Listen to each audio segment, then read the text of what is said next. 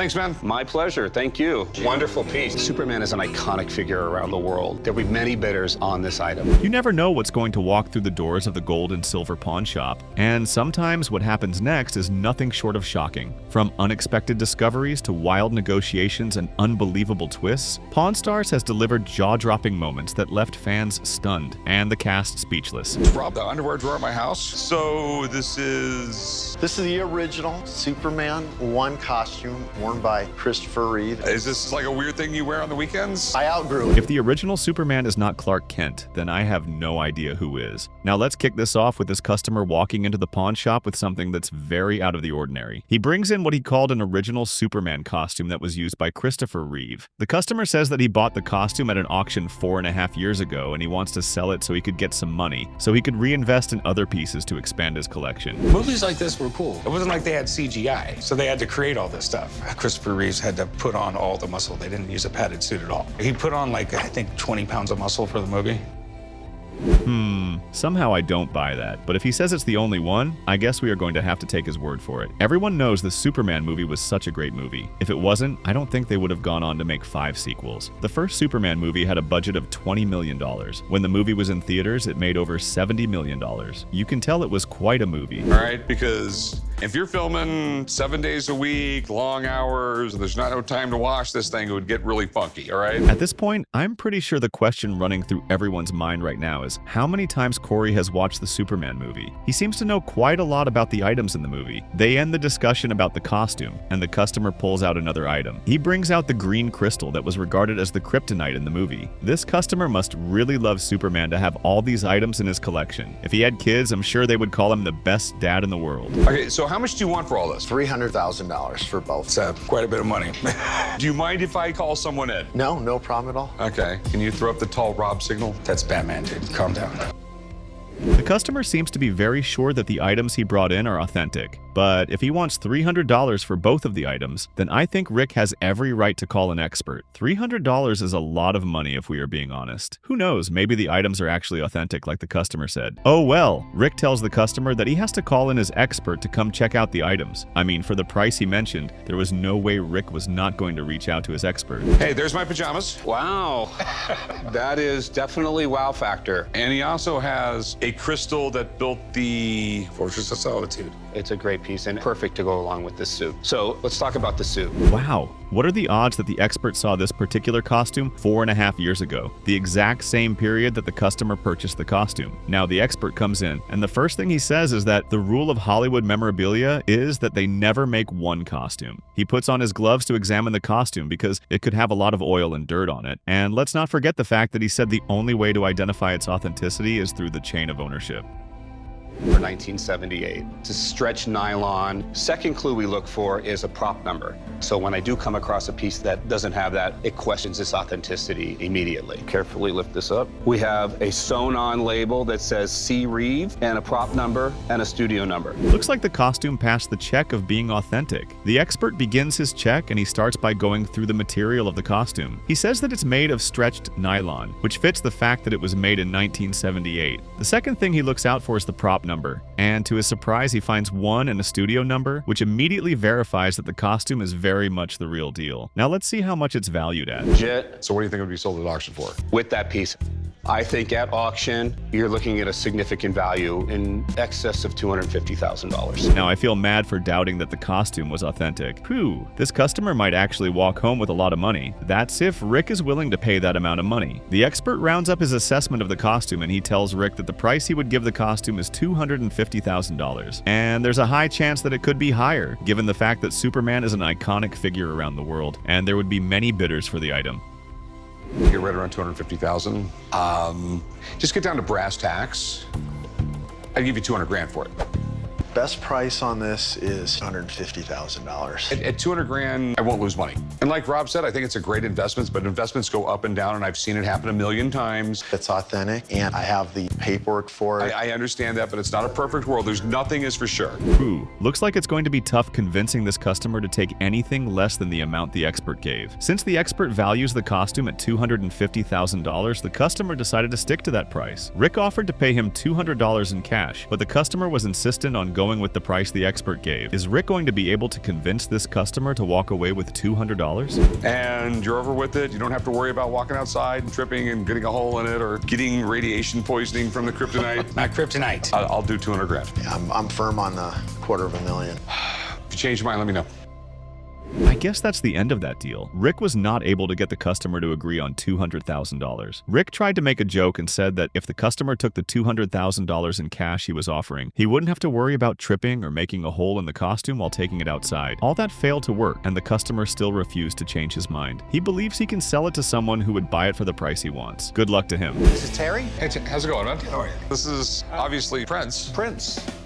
I got to step out for a minute. I have to agree with Rick on this one. That hat looks really cool. I would feel unstoppable if I had a hat like that. Now a buddy of Rick calls him to come down to the Hard Rock Hotel to check out a guy who claims to have a hat that was worn by Prince on an album cover. Rick storms down to the hotel, and to his surprise, the heat does not look like something that was made on Earth. He had this like really groundbreaking music. I remember partying like it was 1999. Even to this day, wherever he goes, he's going to sell out. Right. That kind of made sense and did not make sense at the same time. Looks like the Prince was quite an extraordinary artist back in his prime. Rick even says that he is still relevant to this very day. Prince's breakthrough album, titled 1999, was self-produced and made at his home studio, and it brought him a ton of money. Like Rick said, Prince was the greatest thing ever back in the day. Now I wish I was born at that time.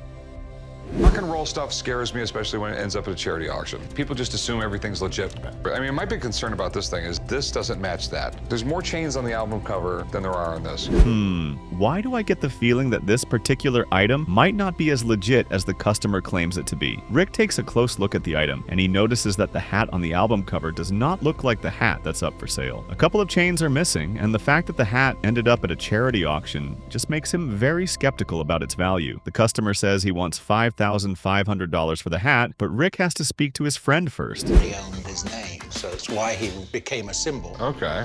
Prince is one of my favorites. Everybody's declared him as a musical genius these days. Ouch. That look on the customer's face says it all. He is not excited about what he just heard. Rick was already very skeptical about the hat, so he decided to see what his friend thought about the hat. The friend takes a good look at the item, and he realizes that the hat doesn't match the one on the album cover. He then goes on to say that it reduces the desirability because they can't really determine if it's an original or a fake.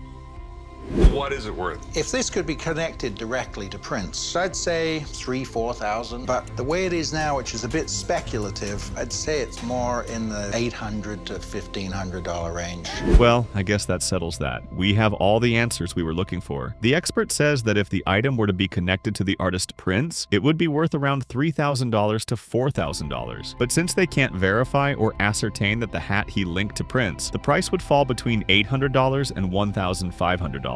Let's just say every day is not Christmas, and this customer might go home with empty pockets. And if I sell it, that's what I have, especially if I'm spending thousands of dollars. I just think we're not going to make a deal on this, you know.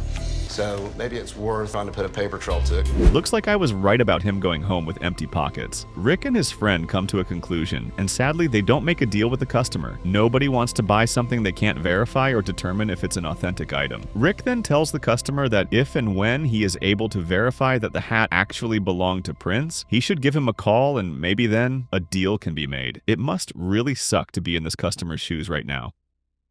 Anthony. Rick. How you doing? So this is the Crazy Lindsay gun. This is Lindsay. What is a Crazy Lindsay? It was a gun. I think the guy's name was Lindsay who designed it. Did this customer just say he wants $10,000 for the rifle? Wow. Now that's a lot of money if you ask me. But then again, it's a pretty unique item. Only 1,000 of the guns were made during its day, so having such an antique weapon in the pawn shop's collection is going to be awesome. That's if the gun still works anyways. I'm sure Rick is going to have a lot of things to say about this gun. Crazy system. I don't even know exactly how it works, but you would load it, and then there's some sort of mechanism, and it would close like a door. Oh, wow. For such a rare weapon, it sounds like the soldiers back in the day really hated the weapon. Rick talks about the history of the gun, and he says some pretty interesting things. Apparently, the gun was not liked by a lot of soldiers because it worked pretty well in the firing range, but was horrible at the battlefield due to its slow reload time. He even goes on to say that soldiers would break the gun so they could be given a different weapon. It's a really rare gun.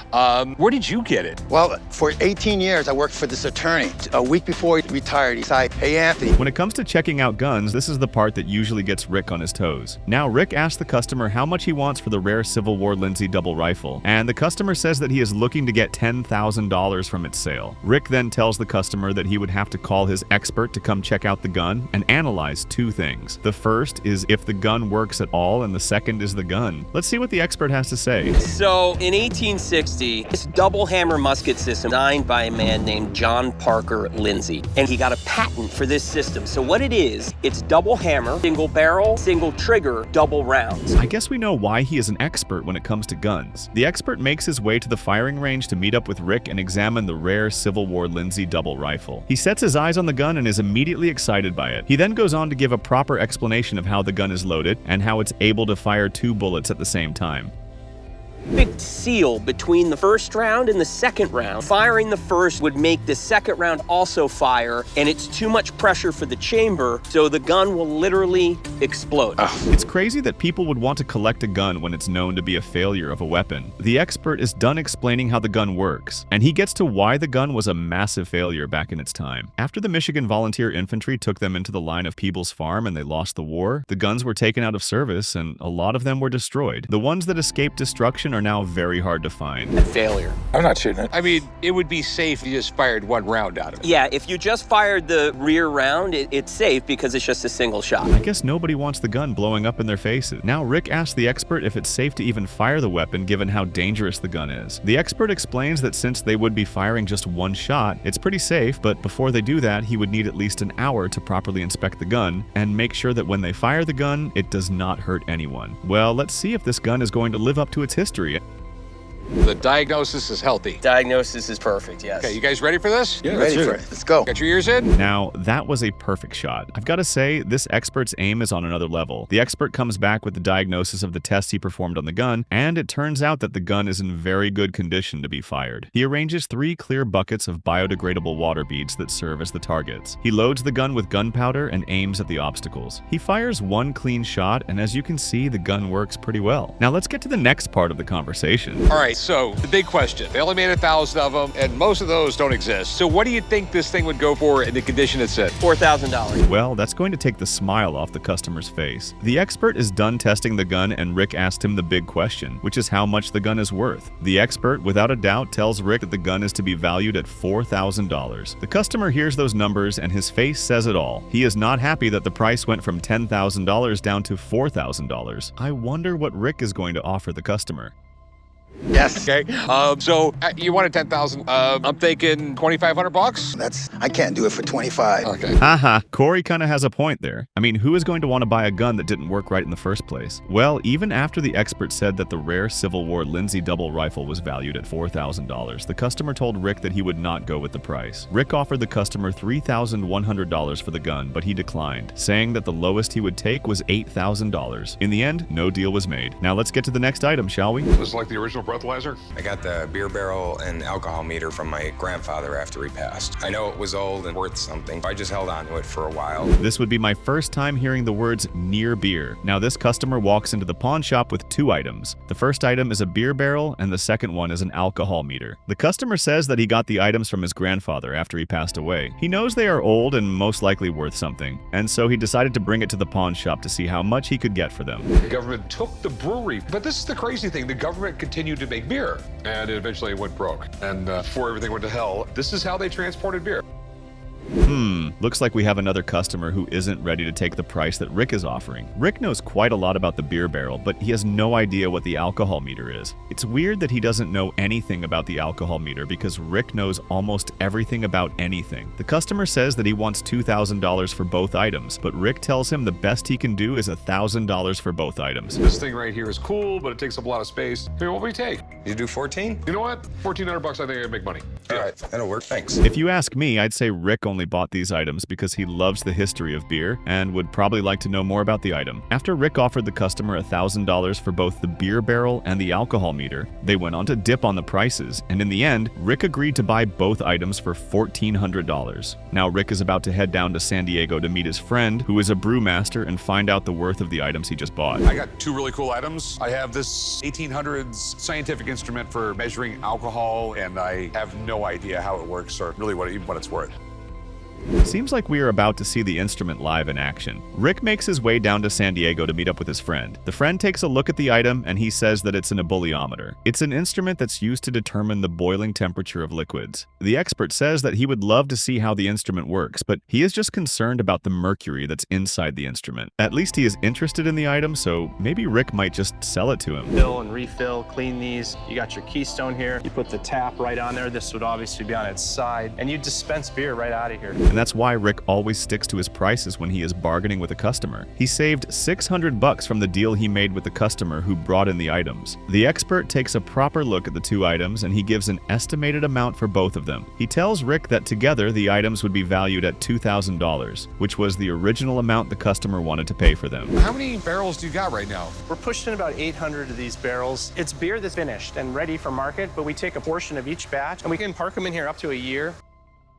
Now that is one big warehouse filled with so many beer barrels. It would be so much fun working in a company like this. After Rick's friend told him the prices of the items, he decided to show Rick the warehouse where they store beer barrels, since nobody in this modern day and time uses beer barrels. Rick sees the number of barrels in the warehouse and is stunned by the sight. Who knew people were this invested in beer barrels? So I got a great idea. I don't know if you're up for this, but how would you like to brew a batch of beer? Oh, I'd love to. I think I can make that happen. Maybe Rick's Wicked Ale? I can't believe that Rick just said that beer is proof that God loves us and he wants us to be happy. It now makes perfect sense when he says that he loves the history of beer. It's something that's been around for long before we came into existence, and it's definitely going to be around when we are done existing. Hope you guys learned some good lessons about the history of beer. The Romans had beer. All through the Middle Ages, they had beer. As a matter of fact, we had a Revolutionary War because I sat around in taverns and came up with the entire plan.